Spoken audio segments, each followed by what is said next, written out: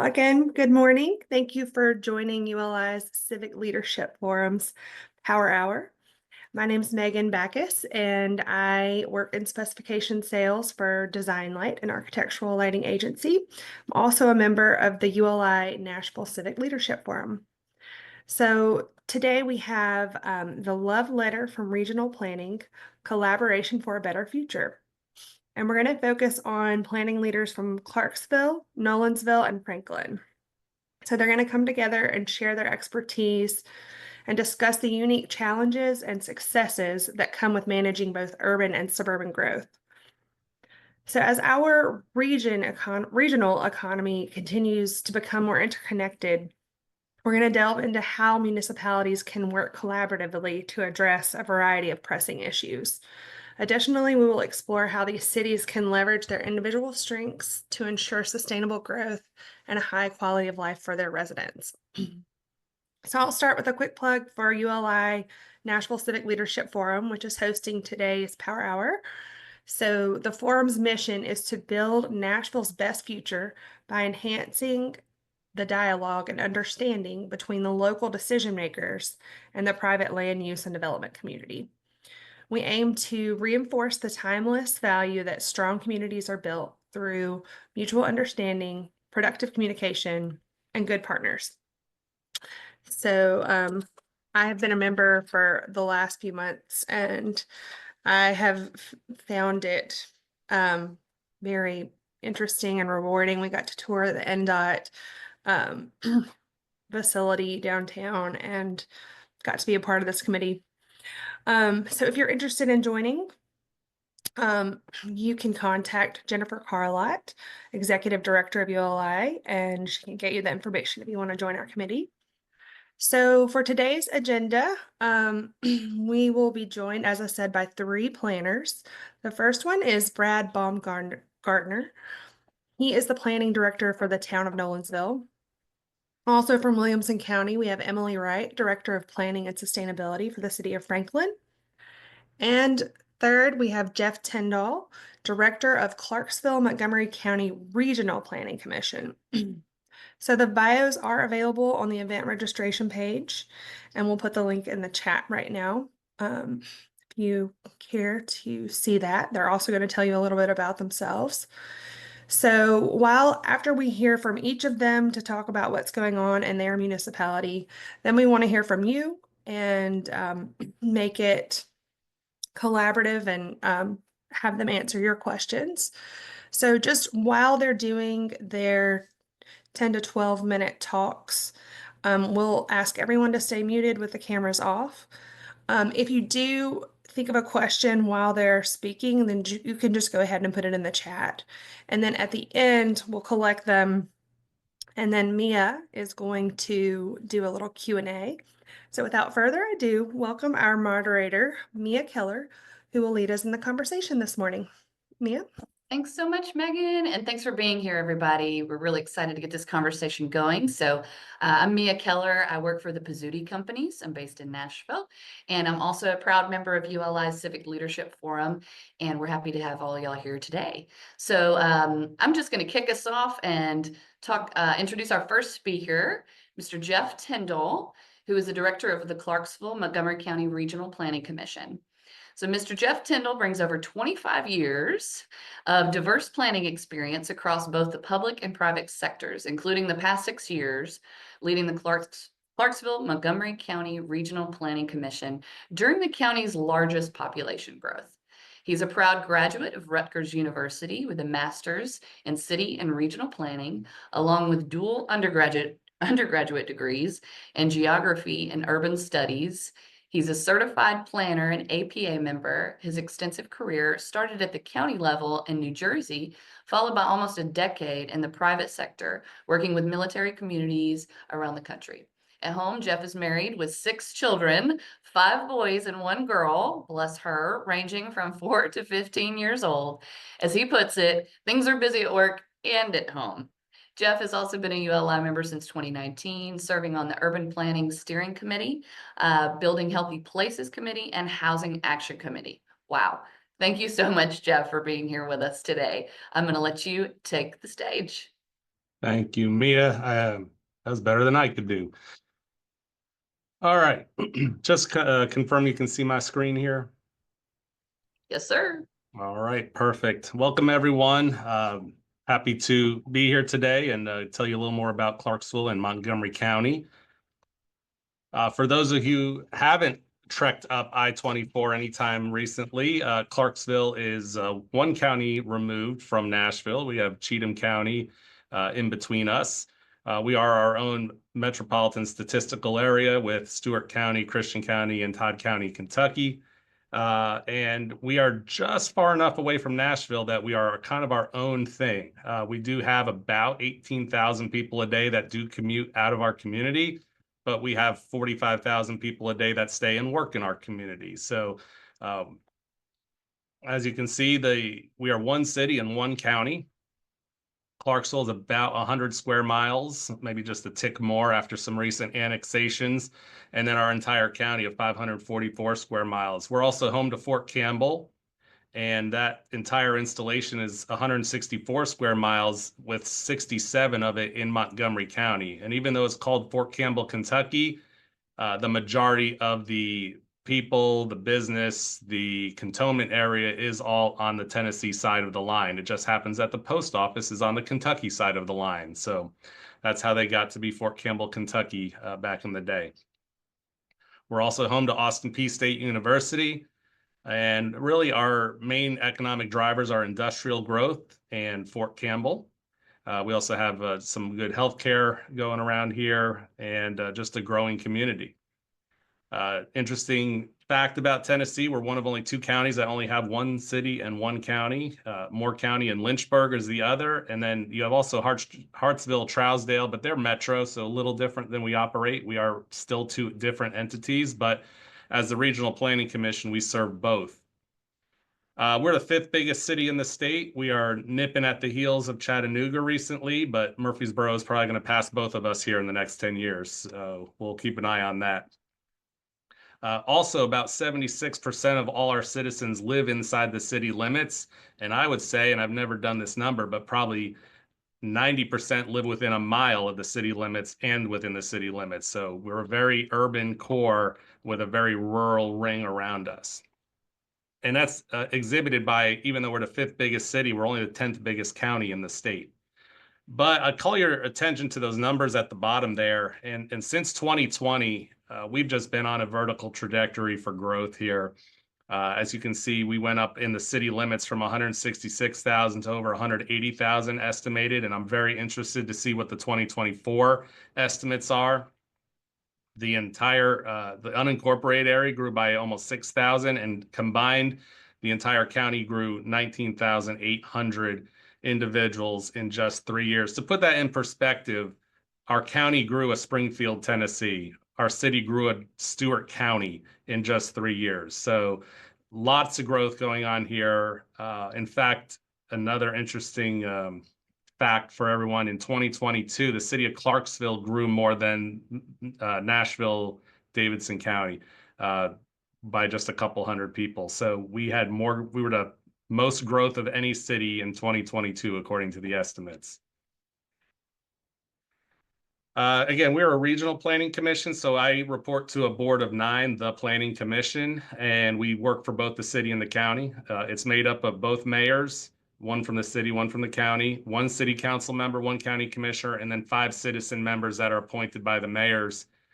And we have 14 total staff, including myself. We also house our local MPO. For those that understand transportation planning, the GNRC has the Nashville MPO. So again, 2 different areas, and we cover Oak Grove, Christian County, and all of Montgomery County for the Federal Highway and TDOT and Kentucky Cabinet transportation improvements. Our main functions are really broken down into the long-range planning, which the state says if you're going to have zoning, you have to have a plan. So we have a comprehensive plan I'm going to talk about in a little bit. Site plan and subdivision regulations. So any new development really starts with our department, and then you go to the city and county to pull your actual building permits once you start going vertical. Any zoning requests or update to the zoning code starts here. We also do the design districts and the historical districts, growth planning, which is required of counties in Tennessee. And again, as I mentioned, the transportation planning. And though this isn't specific to Clarksville, I think this is important if the membership isn't tuned into what's been going on with housing. The chart on the left is since the 60s, and this is annual or monthly new privately owned housing units authorized, so permit activity nationwide since 1960 to now. And the red line is pretty much the trend line overall, the average trend line through all that period. And you can see we've trended down, even though our country's gotten more populated and we continue to grow, we're trending down to the point where we're 4 to 6 million housing units short countrywide. And I think the map on the right exhibits that, where all those metro areas in red are bringing in more jobs than they're bringing in permits for housing. Well, supply and demand would say you're going to have a problem there unless it's an area that's been very depressed for a while. For instance, Nashville is bringing in 3 to 4 jobs per housing permit. Well, even if you assume 1 to 2 jobs per household, you're going to be short. And we need more housing. Clarksville needs more housing. Similar to the explosive growth that Nashville has had, we have had the same similar growth, just on a smaller scale, but the same percentage growth. And we're running out of houses, and housing has gone up 80 to 100% in costs in just the last 4 years. So one of the things we did this past year is we completed a housing needs assessment with a private firm called Bowen. And this was to just get a grasp on what's on the ground, what do we need, and what do we know going forward. And it's one of those, if you don't know what you don't know, you can't plan for it. So it cost a little bit of money, but we felt it was very useful, and we'll probably try to keep it fresh about every 2 years, because once we have it, updating it shouldn't be as much difficulty. The bottom line here, you'll see you have rentals and for sale units of all different prices. We have a 5-year total housing gap here of 15,193 units. So we need on average over 3,000 units a year for the next 5 years just to keep up with our anticipated growth and our current demand. But what's interesting, and this is where we struggle with our city council right now, is that you need units of all prices, and they only typically want to talk about needing affordable units and what's truly affordable, and it's not affordable to everyone. Well, this chart will tell you that I need more higher income for sale units, that's above 321 in our market, than I do any other price point in between. Moderate income for sale, 214 to 321. I would consider that the starter market, 3,200 of those. Under that, only 1,100. So we do need affordable housing, but I need about 6 times more moderate and higher income housing than I do lower and entry level for sale homes. And the same thing for rentals. We've had some quote luxury rental projects get a lot of pushback from the community and from city council, but they don't understand that we need nearly identical rental units provided across all this. And they also don't understand, I think, filtering is that if a new unit comes in, people will move, it'll open up something else, which may open something else and something else. Unfortunately, as a very popular community with, I couldn't even estimate, but let's say 20,000 people want to move here in the next 5 years, which is very possible. Our industrial development board has about 6,000 industrial jobs on the books by 2030 that aren't even here yet. So we have our natural growth. Fort Campbell brings people here. Our industrial park continues to grow. Throw all the gas on the fire. We are going to stay very busy at least through 2030. I think it's also important to note that our industrial development board in the past, they just wanted to get projects in. I think, and it's Valentine's Day, so I can use this analogy. We can be a little more choosy. We've dated. The Clarksville Industrial Board here is becoming more choosy. They know their worth, and they're showing it. And they are going after what they call gray collar jobs now. And these are your more engineering, mechanical, higher skill industrial jobs that are approaching 6 figures even, and some of them are even greater than 6 figures. So we don't want to think of it as an old industrial area that is going to be just punching out products or welding cars together. These are very highly skilled jobs, and they're going to come in with salaries that can afford the moderate and higher income products out there. I also think it's important to note in the bottom right there, this also projects that our senior population is intended to grow and be about 1/3 of all households through 2029. And I don't think that's something that we're preparing for well here either. This is our subdivision tracker. It's on our website here, and I'll send out these links afterward or drop them in the chat. The bar chart in the middle, or the line chart, that is our total final and preliminary subdivision lots that are available. So we have about a year's worth of lots on the ground right now, and we have about 3 to 4 years of lots available to be built. And as you can see, our multifamily approved during COVID just exploded and then came back to pre-pandemic levels there on the bottom right, 23, 24, much more typical numbers between 1,000 and 2,000 on any given year. We call multifamily anything that's a triplex or greater. So it could be a townhouse development, it could be a quadplex, it could be a multiplex.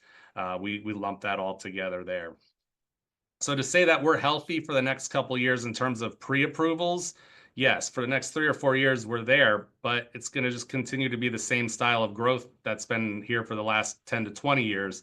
And we know we need to start building up and not building out. So this past year, we just completed a 2-year comprehensive plan from the ground up. And a comprehensive plan guides your community. I'm pleased to tell you that the comprehensive plan that we completed won the Tennessee State Plan of Excellence for a community greater than 50,000, and we also got a excellence award from the County Planning Association nationwide with 2 other communities in the entire country. So we were very pleased with those accolades. So we had a comprehensive plan, and now we have to start implementing it. So we have a whole list. We have about 15 pages of goals for the next 20 years. As I mentioned, we did the housing needs assessment. We're looking at land banking and land trusts to help with those affordable options. We're trying to stand up a community development corporation, something Clarksville or Montgomery County doesn't have, and most communities our size have multiple of them to help with the nonprofit angle. The other thing I want to touch on today is we're starting the zoning code updates. We started in December, and through about the next 14 months, we're going to update the entire zoning code going forward. We're doing an overlay district. We're also looking at one of our older neighborhoods and doing an area plan for that because rezonings just aren't taking in that neighborhood because I don't think they know what they want to be. And we're also working on food deserts. This is our old 1999 land use opinion map that this guided our growth all the way up until 2023, 24. Good luck deciphering that, but that's what guided Clarksville and Montgomery County for many years. This is our modern map, and we've laid out multiple different land uses, different neighborhoods and patterns throughout our community. And being a regional planning commission is lucky for us because we can kind of ignore that city limits, knowing that over time, we are going to continue to grow. We have all the different districts, and what I want to draw attention to is that even in our suburban neighborhood, which makes up about 70% of our community, limited single family is appropriate, especially as a buffer along major transportation corridors and as a transition to higher intensity uses. This is just trying to start the intent of trying to infill around our older or our less dense communities and trying to densify at least at the periphery or at the major roads. Similarly, in our commercial districts, which have been exclusively commercial for a long time, like our mall area, residential density of greater than 10 or 16 units an acre is appropriate. And we haven't seen a project yet, but this plan isn't even a year old yet. But we would definitely support multifamily around our mall or our major commercial areas to try to just increase the use of the roads there. A mall area only uses the roads a couple hours a day, and then they're dead at night or on Sunday mornings. So a great place to put people to use your resources and infrastructure better. And what else do we hope to accomplish with our zoning rewrite? Zoning implements your comprehensive plan. So that's number one. We want to implement the goals of the plan, which are a lot of these other things I'll put here. We want to unlock the potential in our infill opportunities in our city. I don't think our setbacks, our bulk standards, our parking standards really are very good at unlocking the potential of our small lot infill. And that's where you already have utilities, you already have roads, you already have sidewalk likely. You may even be near downtown or near the jobs. Well, that's the best place to put housing. So we're looking at lots and lot sizes and setbacks. Missing middle housing is going to be definitely on the top of our list of looking at how can we unlock opportunities.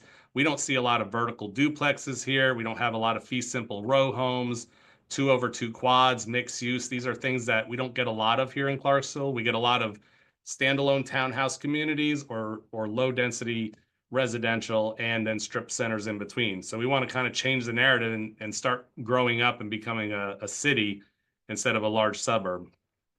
And you can look at the rest there, and I'll definitely be available to take questions later. But thank you for the opportunity to give a quick rundown of what we're doing up here in Clarksville. Awesome. Thank you so much, Jeff. As a developer of both multifamily and industrial, you are just helping me with some bullet points to share with my investment committee. So I'm shocked at all of the growth in your region. And I mean, a 5-year housing gap of 15,000 units. That's significant. So thank you so much, Jeff. Thank you. I I really look forward to seeing you and your folks up here. Oh, you'll see me. Oh, I'll be heading up there next week. All you developers on the call, y'all can just forget everything that Jeff just said. I'm just kidding. So next up, and again, if you missed it in the chat, we will be, if you're like me and you're furiously taking screenshots of the slides, please just be present. We'll be sharing those later, and we'll be recording, we're recording this and sharing it as well. So next up, we have our next guest. So Emily Wright. Emily is the Director of Planning and Sustainability for the City of Franklin. She's been with the City of Franklin for 17 years, where she previously held the roles of Principal Planner in the current Planning Division and Long Range Planning Supervisor. Prior to joining the City of Franklin staff, Emily was a research associate with the Tennessee Advisory Commission on the Intergovernmental Relations. That's TACIR. Emily received her undergraduate degree in mathematics and economics from Birmingham Southern College and obtained a master's degree in city and regional planning from the University of Memphis. While in Memphis, Emily was employed by the Shelby County Department of Housing, the Memphis and Shelby County Office of Economic Development, and the Regional Economic Development Center. Thank you so much for joining us today, Emily. What's going on in Franklin? All right. Well, thank you so much for having me. I'm very excited to be here. I'm going to get my slides pulled up here. Make sure they work. Let's see. All right. Are we good there? Yes, ma'am. We can see it. Okay. Well, good morning, everyone. Again, I'm Emily Wright, Director of Planning and Sustainability for the City of Franklin. Been there for about 17 years now, so I have a good kind of working institutional knowledge of a lot of the things that have gone on in the last couple of decades. Just generally a little bit about Franklin. If you're not familiar, we're located about 20 miles south of downtown Nashville.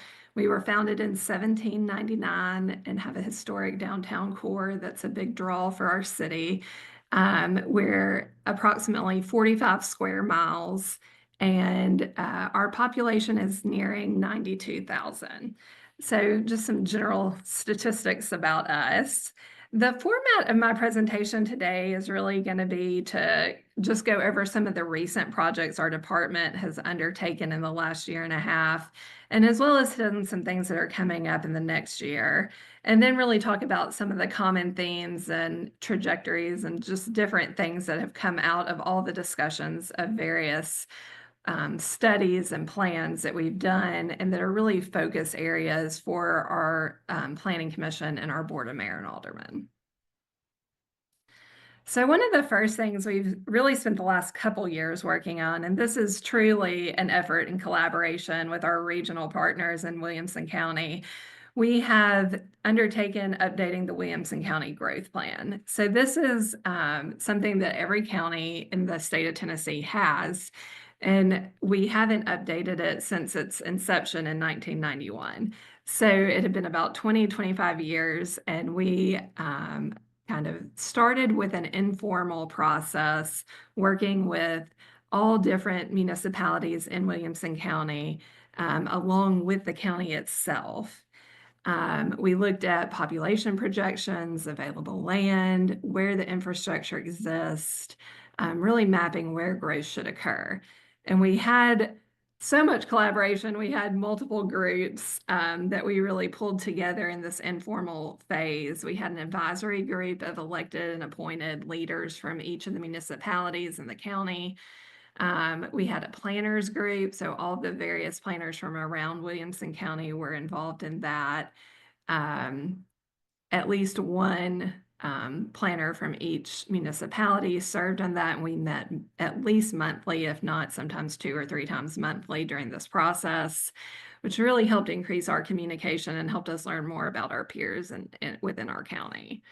We had a technical advisors group that involved various utilities in the county, as well as just things like a soil scientist and some experts like that.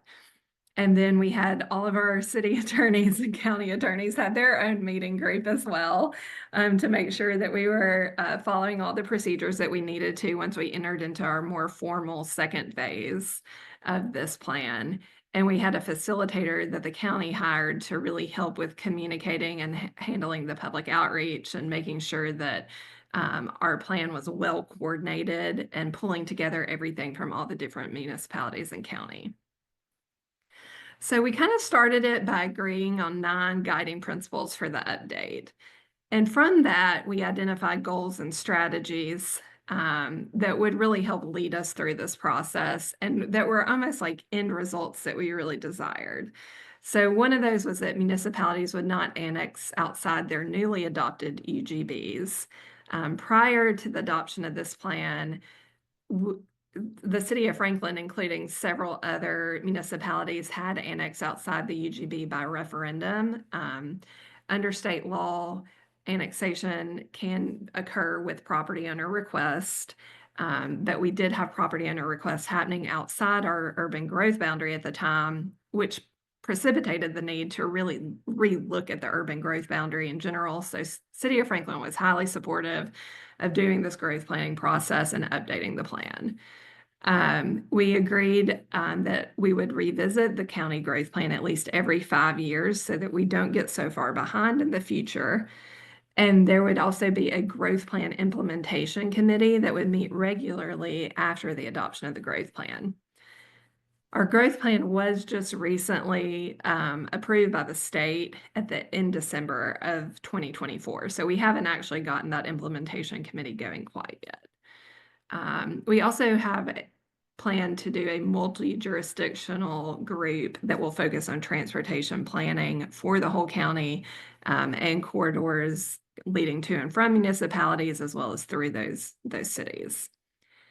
After we did all of that legwork, really identifying our growth priorities and our areas for where each municipality had planned for their growth to occur, we went into the formal phase of the growth planning process where we convened the coordinating committee that's required by TCA.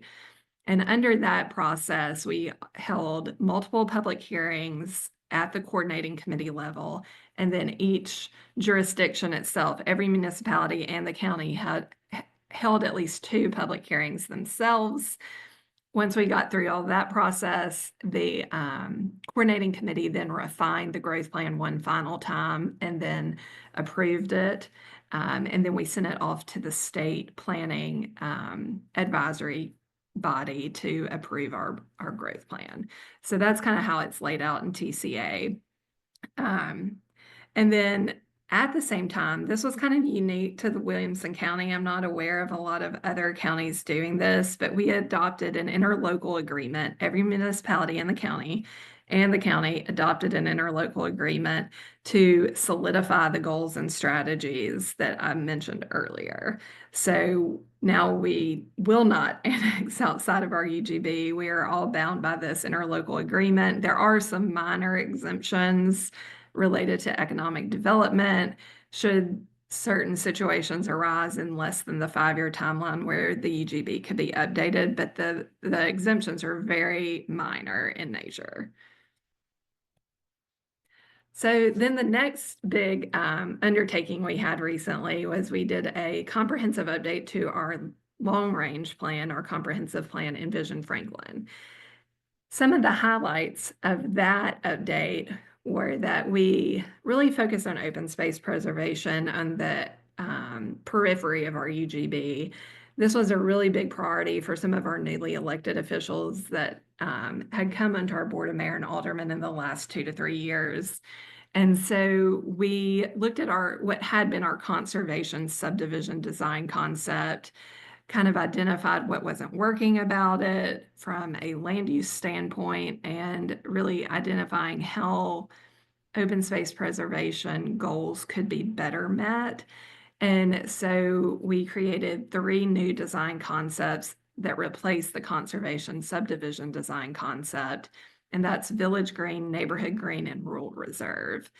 Village Green really allows for a mixture of different land uses, commercial, as well as a variety of housing types, inclusive of multifamily, but does require 70% open space preservation to be set aside. Again, a lot of these areas are really gateways into our city.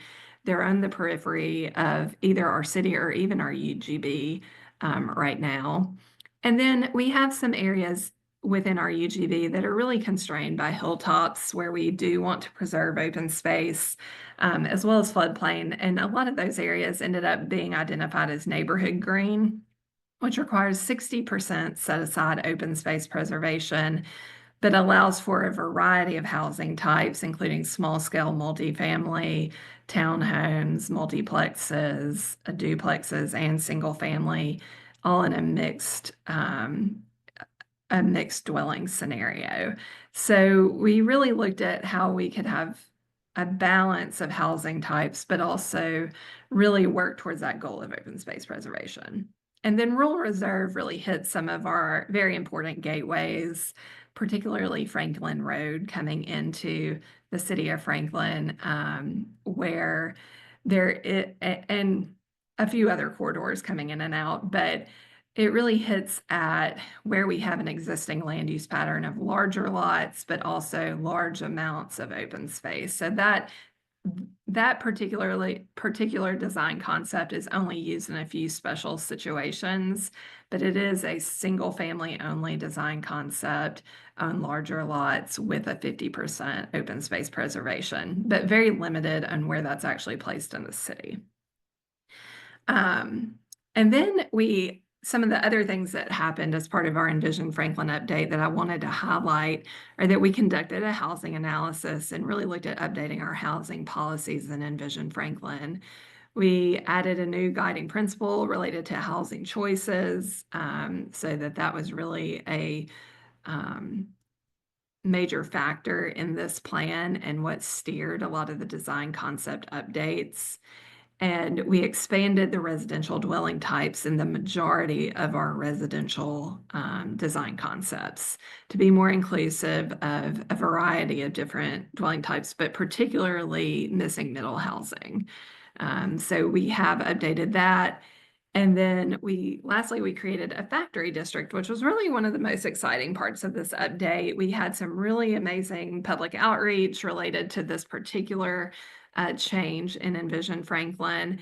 For those of you not familiar with the factory, it is located just on the north side of our downtown off Liberty Pike and Franklin Road, and it is under new ownership, and there's been a lot of, well, I say new, the last several years, new ownership, and it has just really been revamped, and a lot of new uses have come into the building, and really trying to garner the extension of some of the uses and the emphasis on arts that are already existing at the factory.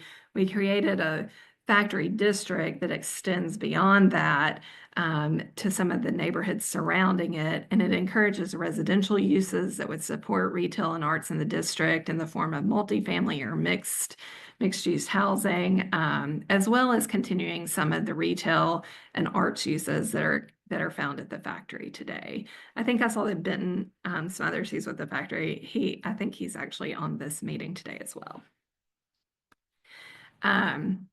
Looking at the next big project we undertook, we went from our comprehensive plan update straight into a zoning ordinance update a few months later.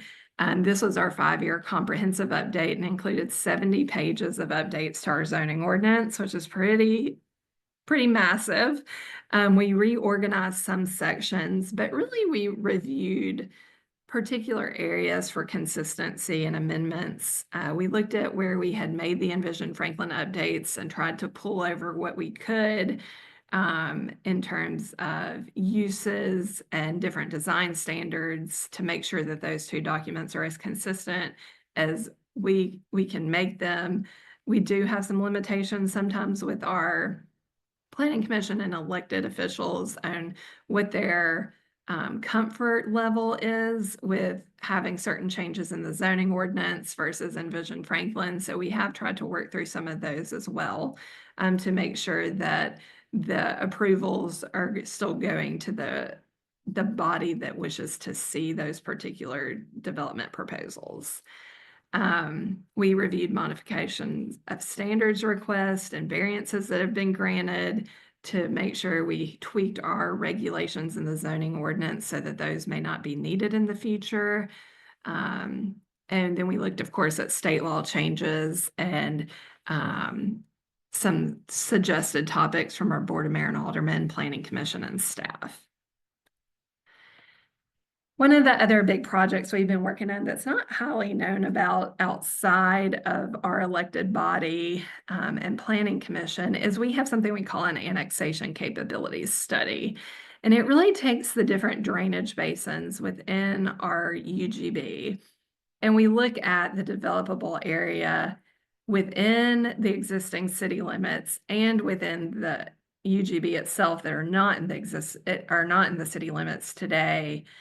And we've always kind of mapped out what improvements would need to be made to support development and various different aspects that are unique to each basin. But what we've done in about the last 6 months is we've gone into each of our short and midterm basins, which amount to 3 basins: Goose Creek going down I-65 south of on the south side of Franklin, the West Basin, which is located where West Haven is, going out 96 West and going up through the new branch of Mac Hatcher, the northwest phase of Mac Hatcher that was recently constructed.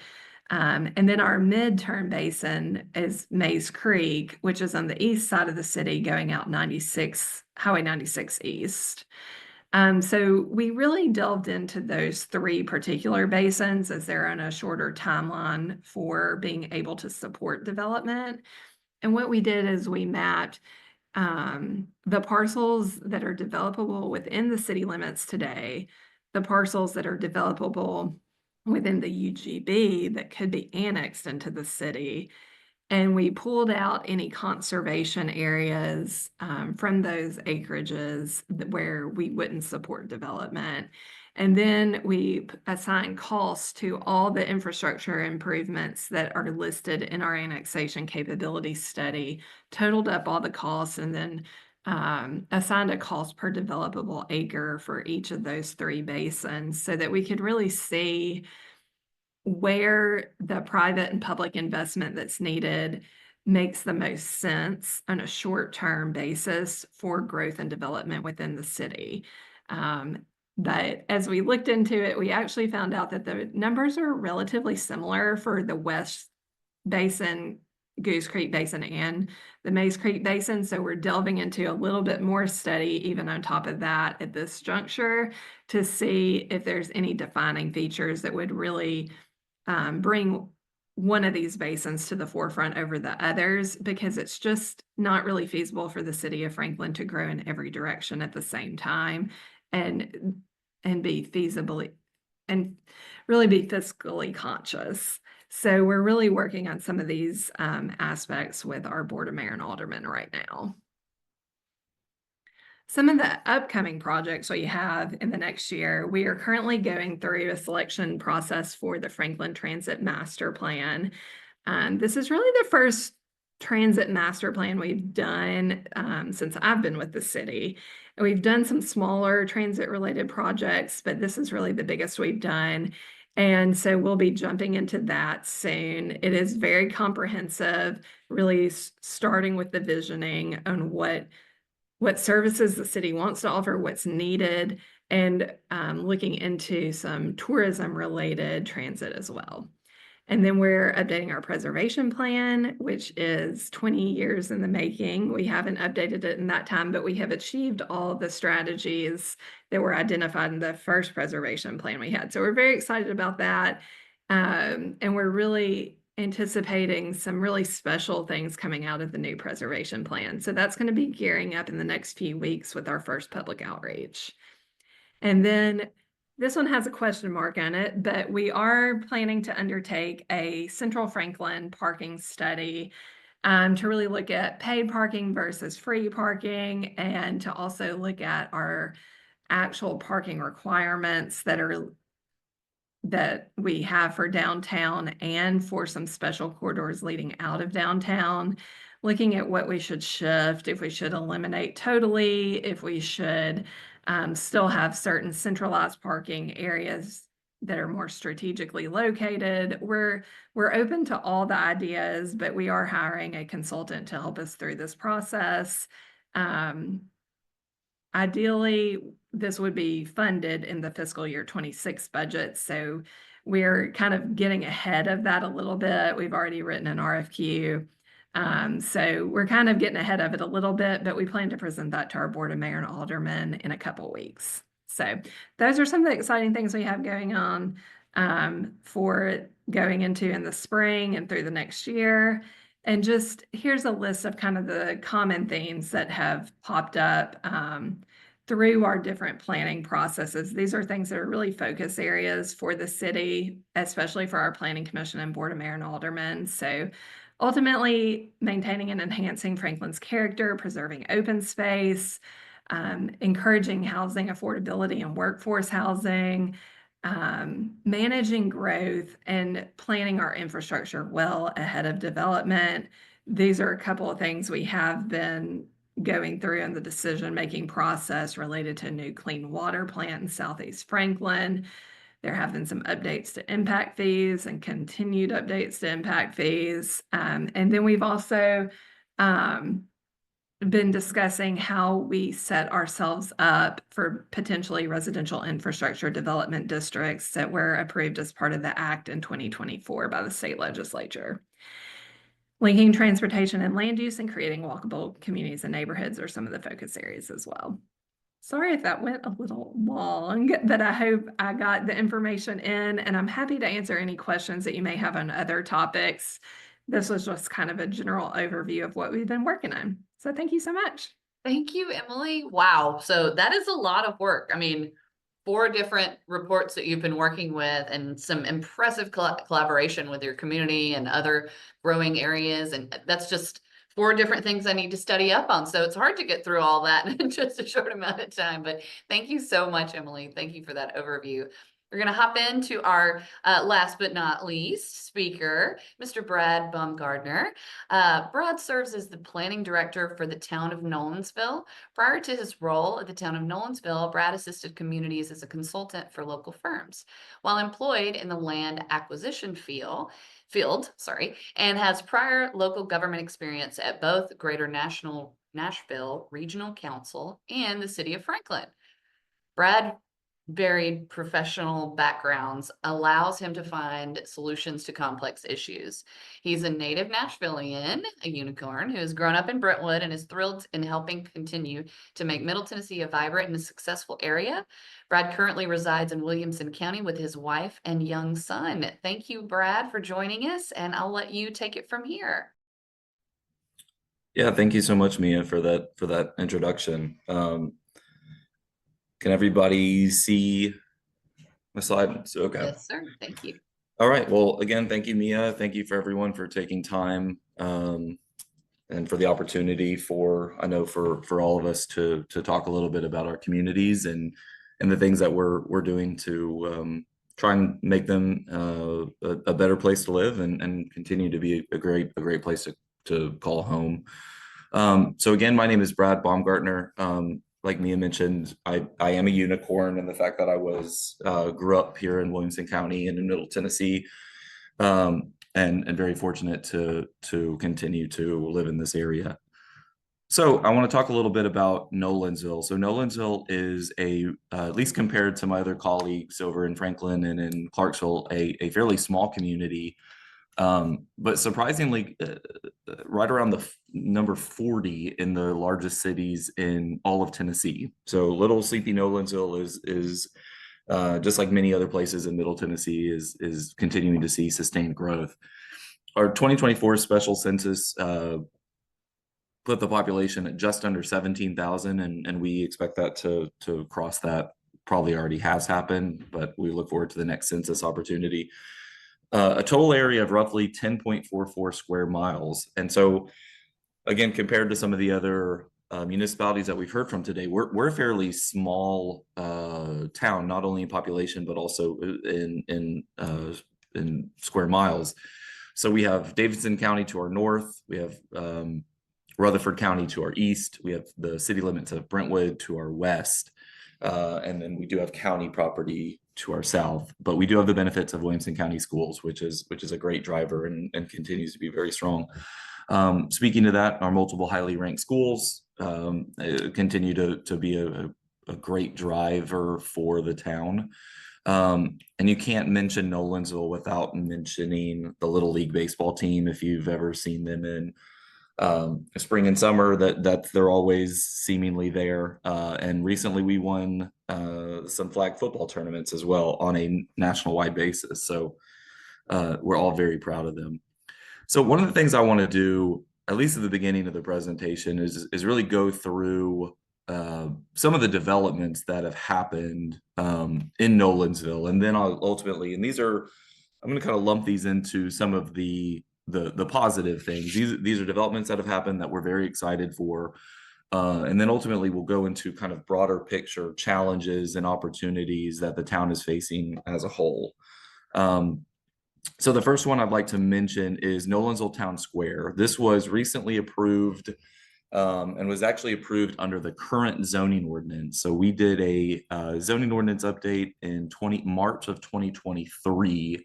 And this was one of the first projects, if not the first project, to come through in that new zoning ordinance. It's a total of 404 units. You may have seen it is along Nolensville Road. If you're going into Nolensville, going northbound, it is on your left.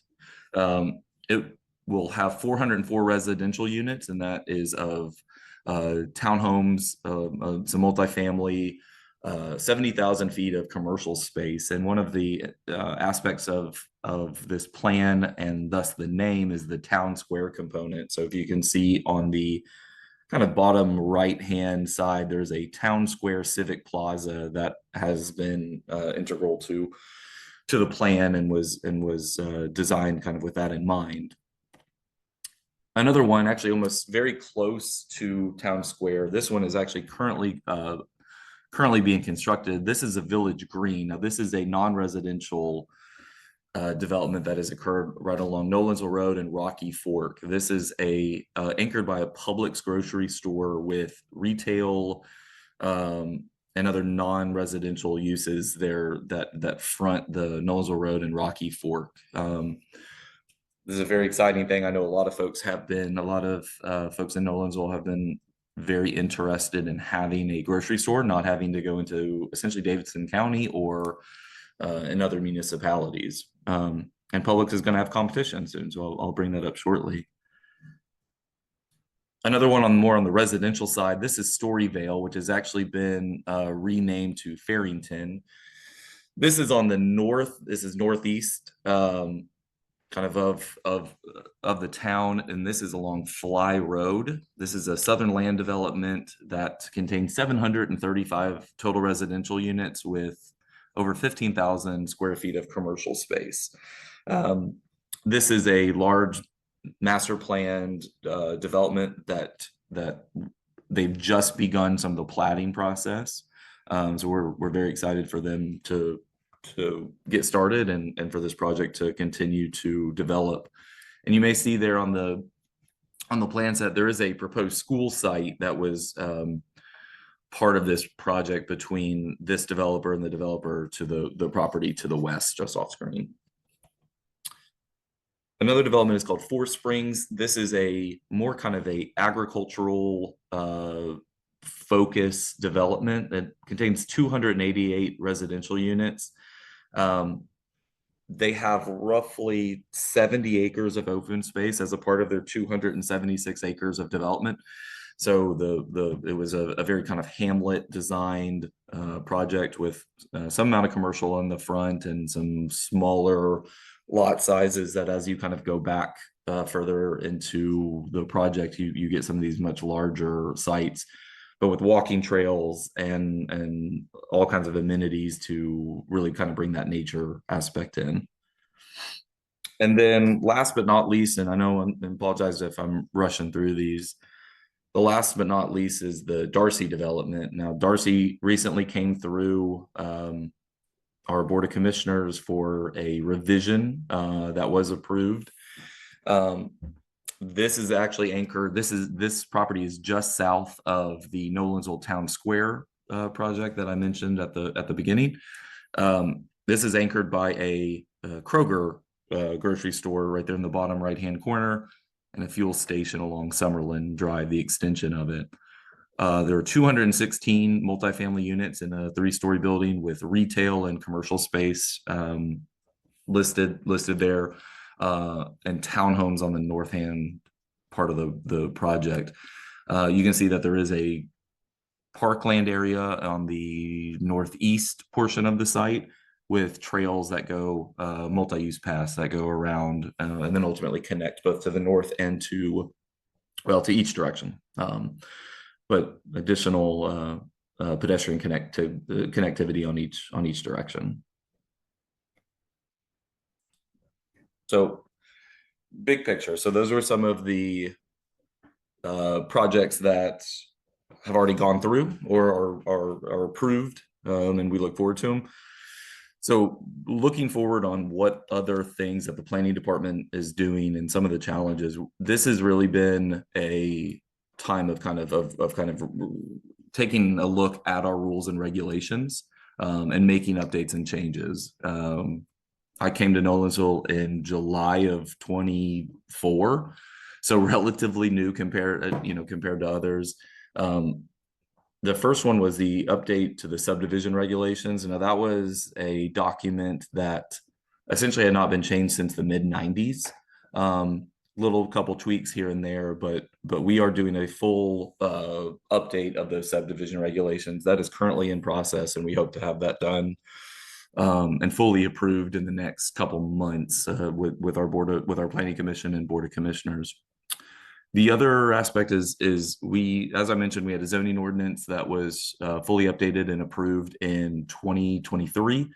And along with that, we needed a pattern book. And when I say a pattern book, that is essentially the architectural standards, the architectural guidelines of the town. Those are still coming from the previous zoning ordinance that were pulled along with it. We are looking to do a total update to the pattern book, and we have and we're kind of on the final stretches of that. So we've got those two projects that are going. So expect to see those shortly on agendas and planning commissions. So that has to do with material types, with facade articulation, directions, building placement, all things that really help to make a site, as good as it can be. Another aspect is I mentioned the zoning ordinance, but it's about it's been in that 2 to 3 year timeline where the plan was always to continue for town staff to be proactive, to say, okay, we've got this new zoning ordinance, what's working and also what's not working. What are some things that we're hearing either from the development community or residents or town staff that are things that could be improved on? So we are currently kind of getting together a timeline of events to take really as best to do public engagement, to get the development community, ultimately end users of this, whether it's contractors or whatever it may be, about here are the pros and the cons and what's working well and what's not. We're currently working on this, and it's something that we hope to put forth that schedule and have additional time for public meetings and get those dates and schedules out to everyone. And then the last thing in terms of kind of big picture plans we're working on is we are a part of the Williamson County Safe Streets for All grant, was recently won and awarded. We had a meeting this past week with some of our consultant team. So shortly you should start seeing some emails and landing pages come out. So please, if you do live in Williamson County in any of the communities, I think outside of Franklin, please get engaged with that. And Safe Streets for All grant is for transportation focused projects, and a lot of them are also bike lanes and pathways, multi-use paths, and things to that nature. So definitely want to give a heads up if anyone is in Williamson County to be on the lookout for that. So then we get to challenges. So one of the big things that is probably already kind of been discussed is that, so Nolensville uses Metro Sewer. Metro Sewer is currently getting to a capacity issue, at least on the trunk line that runs down Nolensville Road. That has been announced by our city manager a couple of months ago, and that is something that we're currently working with Metro to get addressed. Metro is working with TDEC, and TDEC is working with the EPA on what those limits are. So we're looking at opportunities on how to address that. That's obviously kind of the elephant in the room, at least for Nolensville currently. The other one that kind of goes alongside with that is funding opportunities. Nolensville is again a much smaller town, and so it either has to rely on property taxes and or commercial sales tax. And with some of those commercial projects, those will certainly help, but we are still a fairly low tax on property tax, even compared to peers, without having the same commercial sales tax revenue that some of the other bigger communities have. So just like any community, like any public or private institution, funding opportunities and funding sources is always something that's top of mind. But opportunities. So these are the things that I know town staff and Board of Commissioners, planning commissioners are always very excited. And this is the thing that makes everybody light up a little bit is the projects that I talked about. These are approved projects. Community is excited about them. These are projects that we'd like to see them built out and continue and be good, well-designed projects that the town is excited to showcase.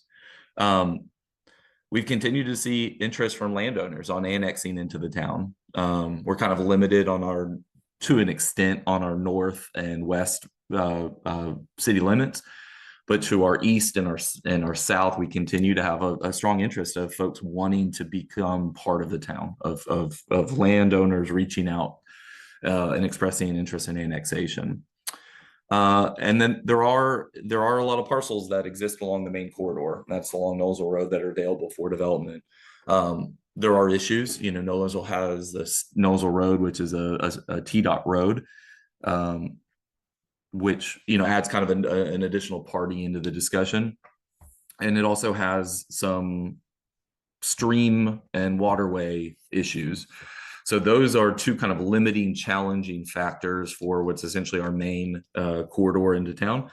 But with that also, there's opportunity to be creative. And I know that the town is very interested and excited on ways that we can continue to grow and make some of these parcels that are really ripe for development, the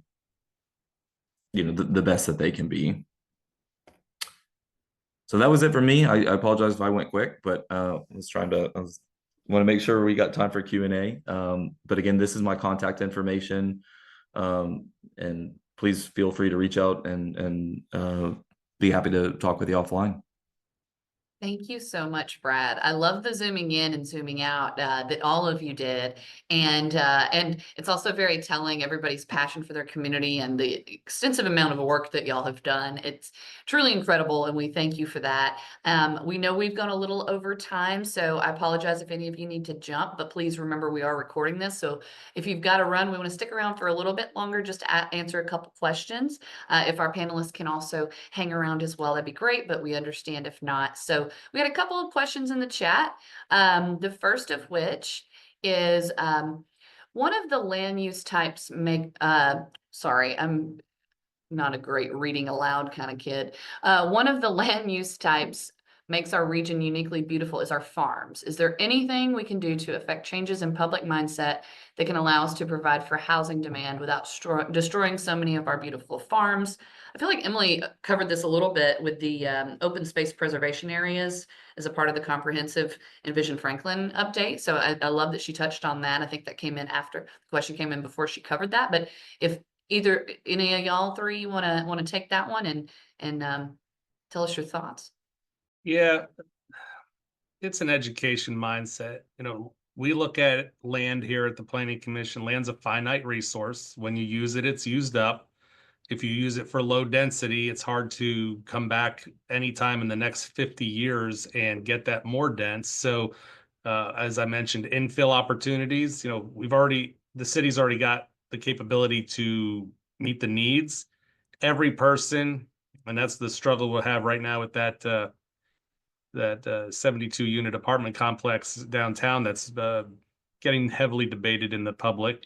I can either put 72 people or maybe even a little more in 3 acres, or we can take up 25 acres out in the county. And that's really the answer right there. It's a simple, if we all remember back to chemistry class, pressure, volume, and pressure, volume, temperature, you know, it's one or the other. You know, you can either be low density out in the county, you can be high density in the city, but I know I have X amount of people that are going to be moving here in the next 10 or 20 years. I wish we had a better number or had a better prediction on that so we could really plan for those people. But you got to just use your land wisely and making it, you got to kind of encourage what you do want and discourage what you don't want. And that's really where the political will comes in to support plans and zoning regulations that do that. I was just going to add that Williamson County particularly, I think, has really struggled with some of this discussion and this particular issue. But the county, Williamson County, actually updated their long-range plan, I think almost 3 years ago now. I could be a little off on the timeline, but basically their land use plan called for downzoning a lot of the properties in the county from what would allow 1 unit an acre down to 5 units an acre to really steer development into the cities and to preserve a lot of the farms and some of the larger tracts in the county. So we've kind of been working through the growth planning process on how does that affect the cities and the farms that we have kind of in our UGB already. And so that the Envision Franklin update was really kind of tailored to address some of those challenges that were spillover from the Williamson County changes. But I think as a region, we're really headed in the right direction on that because we do want to preserve a lot of that open space and land in the county where services aren't as readily available and really focus in the growth into the city. There are just some special parcels in the city that we definitely want to keep our eye on, especially some of those farms that have been century farms that have just been here for so long and are really memorable to the people of Franklin. Excellent answers, y'all. I need to quote you both on all of that. I love the density too, and a science lesson. I'm getting everything done before 9:30 this morning. So we'll do one more question from the chat. Has the passing of Nashville's Choose How You Move mobility transit referendum sparked any renewed conversations among surrounding counties and municipalities for improving regional transit?